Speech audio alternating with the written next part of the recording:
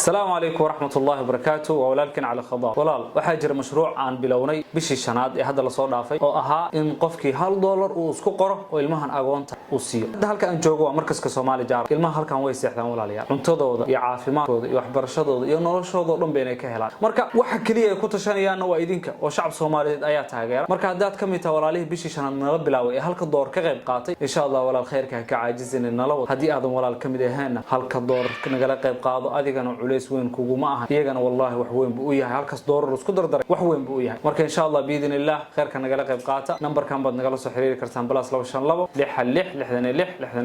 666 hadii aad hormuud isticmaalisid kaasa ku soo diri kartaa hadii marka aad goolis isticmaalisid qaabkan aad u bixin kartaa xidig 883 xidig eberlix 6 xidig lacagta afarkiis waxa ku soo baxay Soomaali jaarati isla sidaas oo kale Telesom hada isticmaalaysidna xidig 88 eber xidig eberlix 6 xidig lacagta Soomaali jaarati ku soo baxay insha Allah biidin illah isla sidaas oo kale walaalaha isticmaala dahab waa eberlix 6